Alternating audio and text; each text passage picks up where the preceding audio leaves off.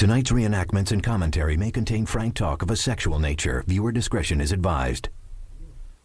Prosecutors hit hard on conspiracy charges, and a former Jackson employee testifies that Team Jackson planned to make the accuser's mother look like, quote, a crack whore.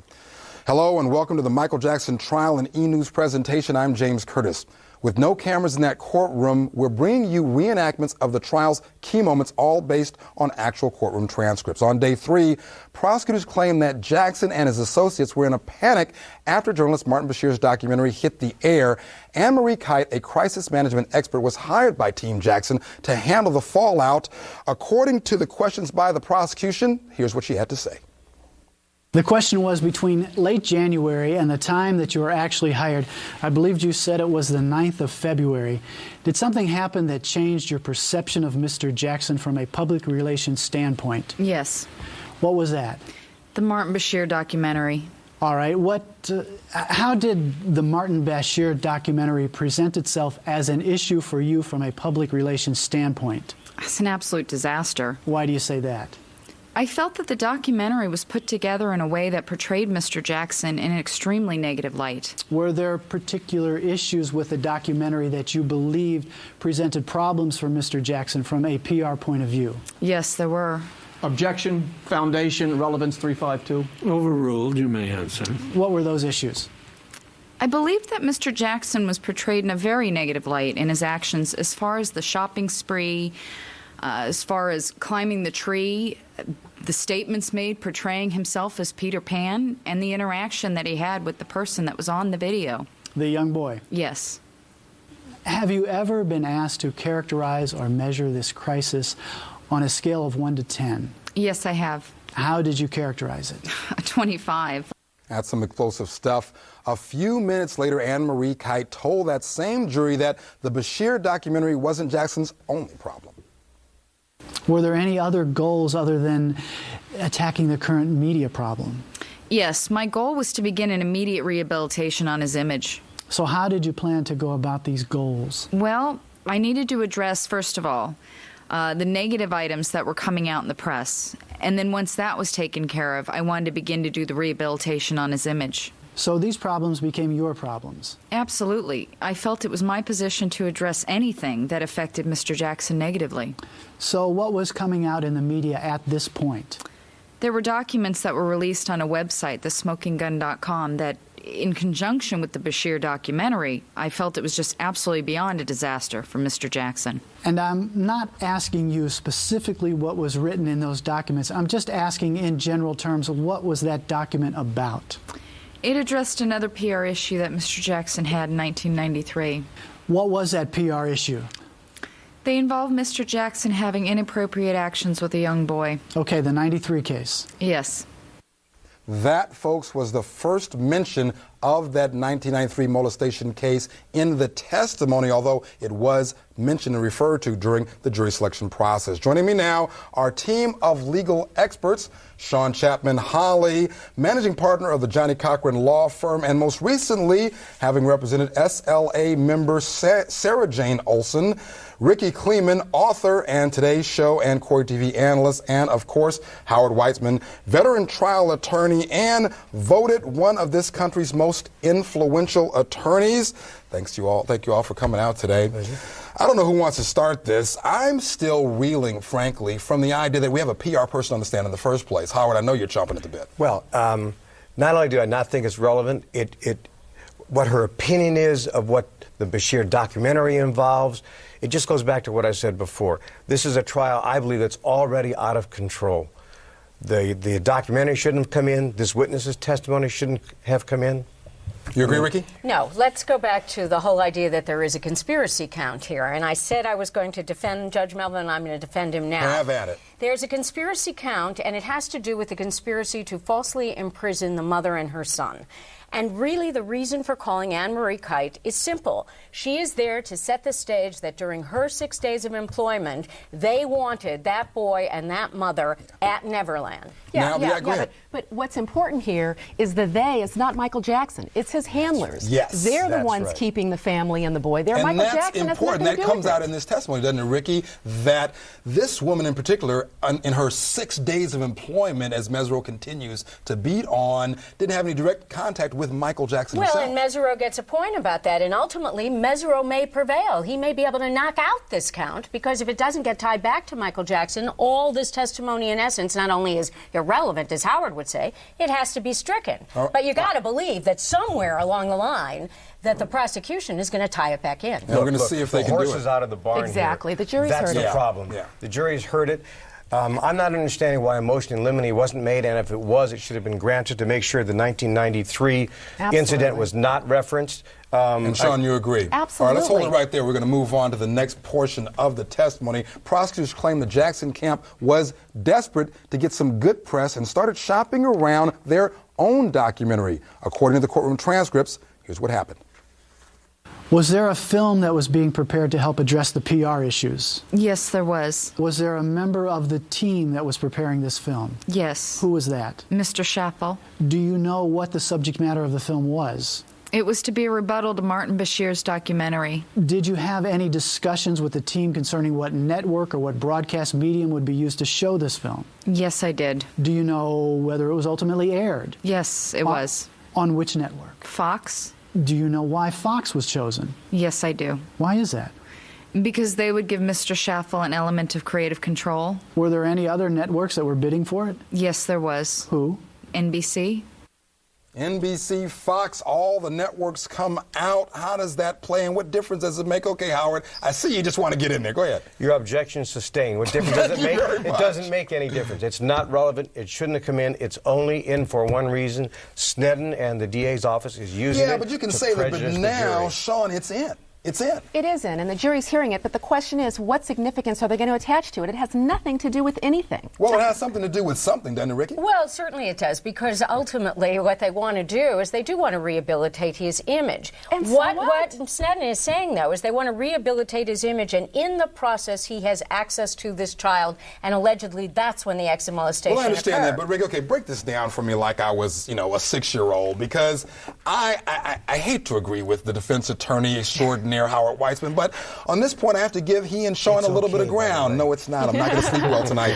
The idea that a PR push has something to do with responsibility for a criminal act. Just tie those together for me in real plain language. The only reason that a PR push has anything to do with this particular indictment is the fact that you're dealing with a conspiracy count, you're dealing with a false imprisonment count, and you're dealing with access to this child. Okay. Though I have to add one thing where I have to agree with my colleagues about what is this doing in evidence. Yeah. We just mentioned Mark Schaffel.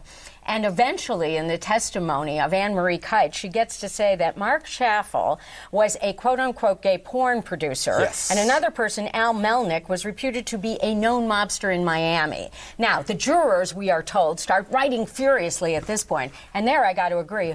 What is that What's doing in it evidence? doing in here in the idea that apparently this woman is testifying about things that others, namely Schaffel and the person who hired her, another individual, an attorney from Las Vegas, told her? Up next, hard-hitting testimony about Jackson's advisors holding the family hostage at the Neverland Ranch. Stay with us.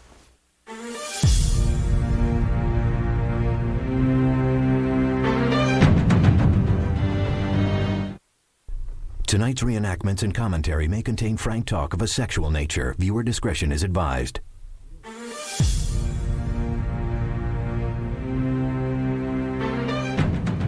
Welcome back. Were the accuser and his family held captive at Neverland Ranch, then bullied into making a rebuttal video? Former Jackson employee Anne Marie Kite tells jurors that panic literally ensued when the boy and his family bolted from the ranch. Here's how she responded to the prosecution's questions, according to the courtroom transcripts. All right. During your work for Mr. Jackson, at some point did you become aware of a problem involving the family? Yes, I did. How did you become aware of that problem? Mr. Schaffel called me. Do you remember the approximate date or the date that the call took place? Yes, it was the 13th of February. And what did Mr. Schaffel tell you? He told me that Janet had taken the kids and left the ranch either late at night or early in the morning. Did you express any concern to him? Objection, leading. At that time? You may answer. Well, I didn't understand what it was that he was trying to say to me. I mean, I knew what he said, but I wasn't understanding where he was going with it. Was Mr. Schaffel, what was his demeanor when he was telling you this? He was extremely agitated. Did you understand what was the source of his agitation? Yes, that Janet had taken the kids and left the ranch. Sometime later, did you receive another phone call or have another phone conversation with Mr. Schaffel concerning this subject? Yes, I did. When was that? It was later that day. And what was said? Objection, hearsay. Offered in furtherance of the conspiracy. All right, the objection's overruled. He said that the situation had been contained. Did that concern you? Yes, it did. Okay, why? Because I believed that if somebody had taken their children and left the ranch, there must be some type of problem. And the way that he answered me by saying the situation was contained made me very uncomfortable. And the fact that she's uncomfortable means what exactly? This panel wants to chime in. Then prosecutors contended that the Jackson camp went into overdrive trying to get the family back on the ranch. Did he make any further statements to you about the family? Yes, he said that they had been brought back to the ranch. Did this conversation concern you? Yes, it did. Why? Because I didn't understand why he would be so upset about them leaving the ranch and then telling me the situation had been contained and that they had been brought back to the ranch all within a span of approximately 12 hours or so. Did you have any conversations with other members of the team regarding this issue? Yes, I did. Who else? David Legrand. When did that conversation take place? It was later that same day, on the 13th. Did you call him or did he call you? I called him. And what did you ask him? I said, did I hear right what Mark Schaffel said to me, that Janet left the ranch? And I said, don't make me believe. Objection, non-responsive. Overruled.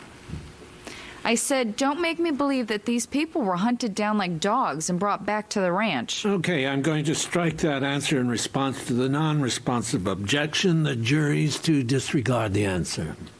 One for the defense team. What do you make of it? Okay, that's crazy. This is crazy. She gets to say, don't make me believe these people were hunted down like dogs. The judge sustains the objection, says it's non-responsive, and, but big deal. The jury's already heard it. They've heard that, and that I'm getting pushed over to the side of the defense. Howard, what's going to happen? You're trying to be fair, James. All right, I'm trying to be fair. Bolted? They bolted from the ranch? Let me see if I get that straight. They get in the car and they drive out. How does all of this testimony come in? Okay, but it's in now, Ricky Kleeman. It's in. And it's a real problem at this point because we do have this image that has been now stricken from the record. They were hunted down like dogs brought back to the ranch. It's the headline on the news. It's the headline in the press. And the jury is like saying, don't think about pink elephants. Well, of course, all you see are pink elephants. This is really problematic, and it's going to get worse, I think, because Mr. Mesereau can now see that even when he wins, he might lose. Now, the idea, though, Sean, with respect to aftermath and the aftermath of a trial specifically, is it too early for Tom Mesereau to think, okay, I may go down on this, but I've got to win on appeal? Oh, well, no, I don't think he thinks that. No, and as long as the judge makes a good record, then there's not necessarily an appellate issue. I don't think that's what Mr. Mesereau is thinking at all. But let me just say this. What I think is interesting is that it seems that this woman is dying to say this. Okay. She's dying to say this. Don't make me believe. That shows her bias. She's biased. Oh, talk about bias. What about this little tidbit that we found out earlier on? She had a relationship, a romantic relationship apparently, with the individual who hired her, one of the attorneys. How does that play? Wait.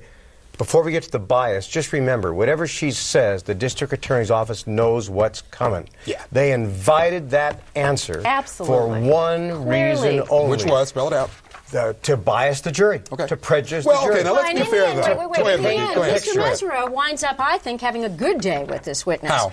All of this stuff is coming in, and then Mr. Mesereau sits back. He gets up for his cross-examination, and he painstakingly eviscerates the witness by talking about her affair, by going through the fact that she was a 6-day PR wonder and was discharged. And I think that what he is showing is that all of this talk that has come in has no tie to the defendant, Michael Jackson. Will that evisceration, as you so eloquently put it, I can't even use those kind of words, will it really balance out what others think, especially you two, think is really a dagger in the heart of this defense team? The prosecution continued with its conspiracy theory, insisting that Jackson and his associates planned a smear campaign to discredit the accuser's mother.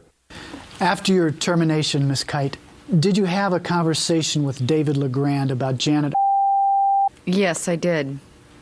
All right, when did this conversation take place? Approximately a week to 10 days after I was terminated. Were you in a room with him? Telephone, you tell me. We were on the telephone. And did he convey some information to you about Janet? Yes, he did. What did he say? Objection. Hearsay, foundation, relevance. Offered in furtherance of the conspiracy. The objection is overruled. He said that they no longer had to worry about Janet because they had her on tape and they were going to make her look like a crack whore. Okay, I don't think I need to say anything about that, folks. Come on. Howard, Ricky, help me. That comes in just like it's okay? No, it doesn't come in.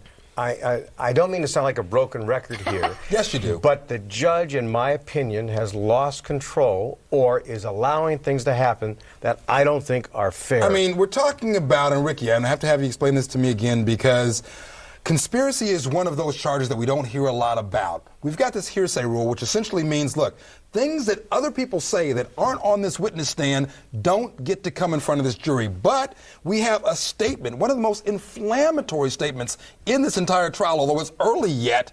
We're going to make her look like and I'm not even going to use the term again.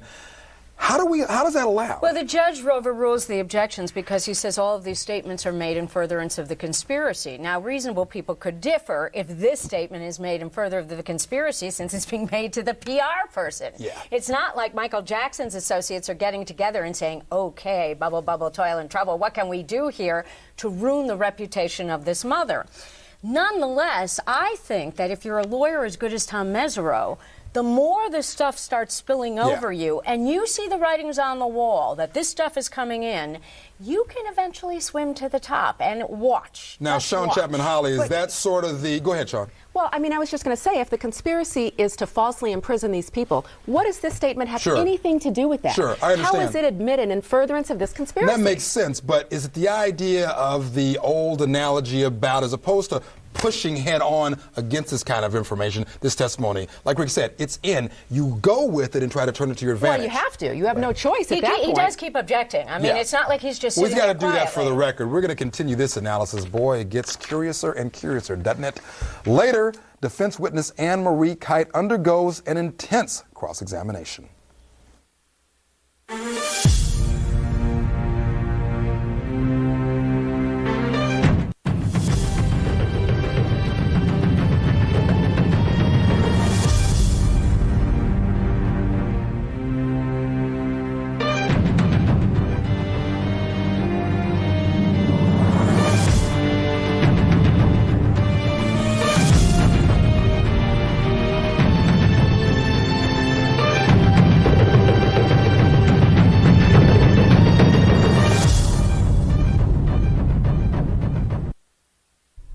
Tonight's reenactments and commentary may contain frank talk of a sexual nature. Viewer discretion is advised.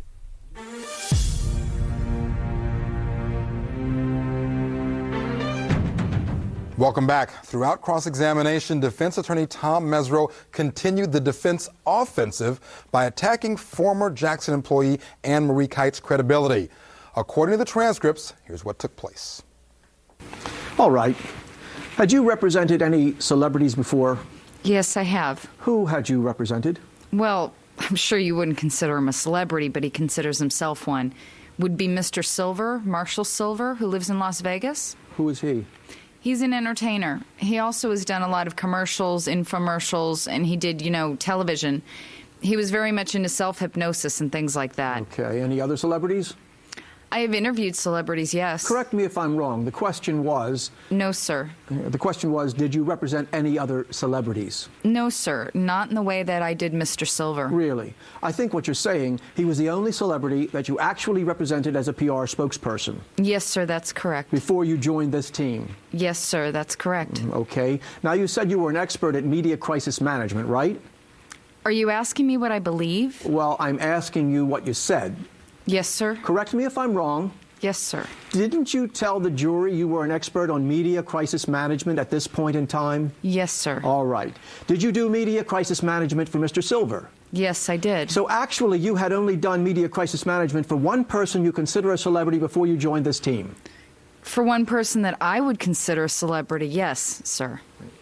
So can you do media crisis management for somebody who's not in the media? How does that work, folks? Right. She's holding herself out as some kind of expert. And Mr. Mesereau artfully demonstrates she's no expert. Come on, one guy, Silver. Who is this guy? Oh, yeah, Mr. Silver. And Michael Jackson really didn't know anything about this woman. This was Attorney LeGrand from Las Vegas. This was with whom this was woman had a relationship. He brought her in. She's there for a week. And she was just so anxious to go to the police, to go to the sheriff, to go to Sneddon. That's the whole attack, according to Now, Mesereau. what about the timing? We only got a few seconds left here. Let's deal with the desperate attempt by Sneddon to put somebody on again. All right.